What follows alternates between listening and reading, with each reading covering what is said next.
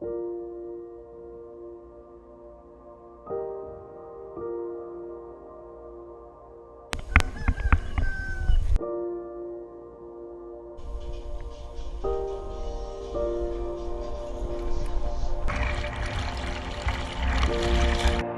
iyong kaibigan, Danilo Tronco, fisher folk, leader ng Cordillera.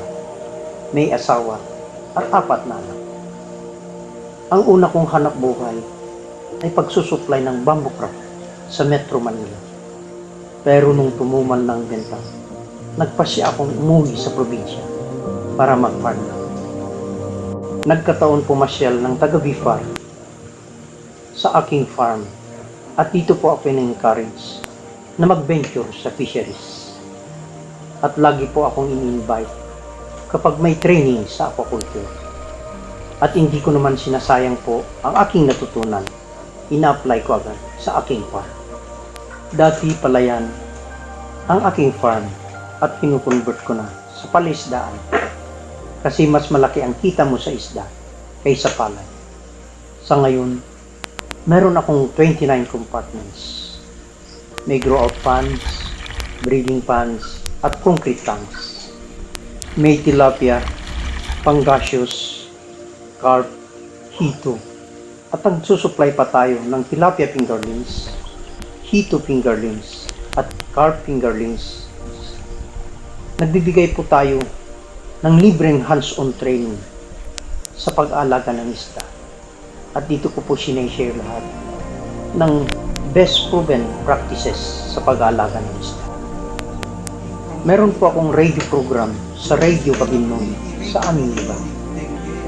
At dito po ko pinapaabot ang mga bagong teknolohiya sa pag-aalaga ng isda. Lahat ng bumibili ng fingerling sa akin ay binibigyan ko po ng libreng hands-on training, skills application para yung project nila ay mag-success. Ang pagtuturo ko po sa kanila ay hindi ko tinuturing ng competition sa hanap buhay, bagkus para makatulong sa kapwa. Nakapag-contribute pa tayo ng employment sa ating lugar. At ako po ay nagpapasalamat sa Panginoon, sa Bureau of Fisheries and Aquatic Resources, dahil sa aking pag-aalaga ng isda ay umangat ng aking buhay.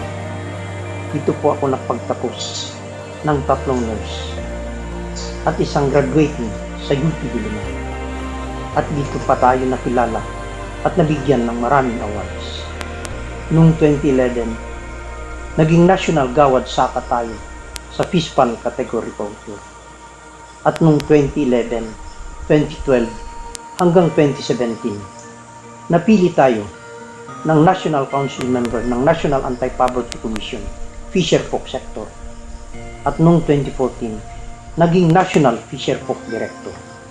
At itong 2015, naging National Productivity Olympic Champion na ginawad ng Department of Labor and Employment. My starting point of these achievements is my desire, my high intention, sincere effort, intelligent direction, and skillful execution. Success cannot achieve overnight. It is a joy. Ako po'y naniniwala kapag isang tao ay nabibigyan ng chance for a better chance, if he is patiently directed, supported, encouraged, rather than destructively criticized, he will surely come out confident, empowered, proactive, and productive.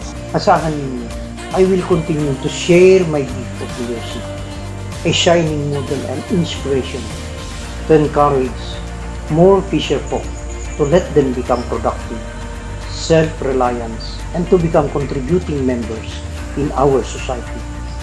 Malaking karangalan po nakasali sa 2Farm. Maraming salamat po. Mabuhay ang 2Farm at mabuhay tayong lahat.